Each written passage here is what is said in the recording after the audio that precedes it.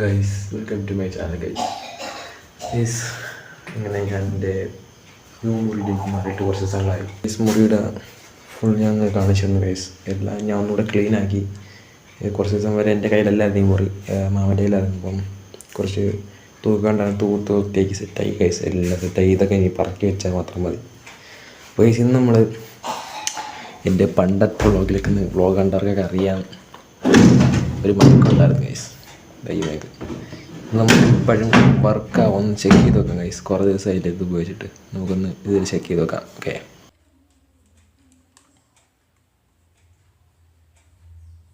A few moments later. ഞാൻ mic കണക്റ്റിയിട്ടുണ്ട് guys. ഇപ്പം നിങ്ങൾക്ക് എങ്ങനെയാണ് ഓഡിയോ കൊള്ളാമോ എന്ന് എനിക്ക് പറയത്തില്ല. ഞാൻ എന്തായാലും കുഴപ്പമില്ലെന്ന് ഞാൻ വിശ്വസിക്കുന്നു. ചെക്ക് ചെയ്ത് നോക്കട്ടെ ഇതെങ്ങനെ മൈക്കിൻ്റെ പ്രവർത്തനം, വർക്കിംഗ് എങ്ങനെ നോക്കട്ടെ ഗൈസ്.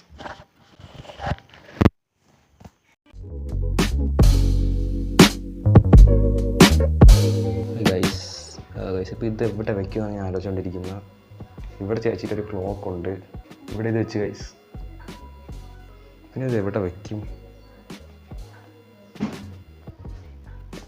തൽക്കാലം ഇവിടെ ഇരിക്കട്ടെ. ഇവിടെ ഞാൻ പുതിയൊരു ഗ്ലാസ് കൊണ്ട് വെച്ച് ഗൈസ്. ഇതാണ് ഗൈസ് എൻ്റെ കോളേജിലെ ബുക്കുകൾ. ഗൈസ് ഈ ബെഡ്ഷീറ്റ് കഴുകണം ഗൈസ്.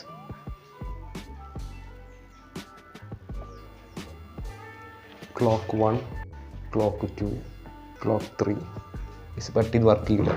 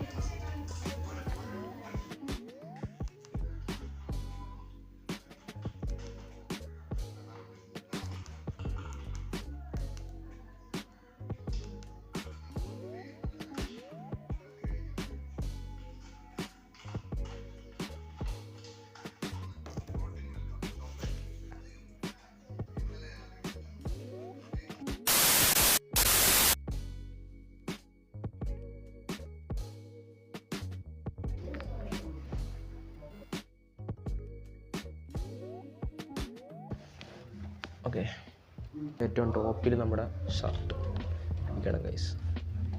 സോ ദെൻ നമുക്കിത് ക്ലോസ് ചെയ്യാം ഗൈസ്. നമ്മൾ ഇന്നലെ വെച്ച സാധനം ജസ്റ്റ് ഒന്ന് ചരിഞ്ഞിട്ടുണ്ട്, നമുക്ക് നേരെയാക്കാം. എന്നിട്ട് ബെൽറ്റ് കൊണ്ട് ഗൈസ് ഇതെടുത്ത് കൊടുത്തിട്ട്. ഇതാണ് ഗൈസ് എൻ്റെ സ്കൂൾ ബാഗ്, കോളേജ് ബാഗ്.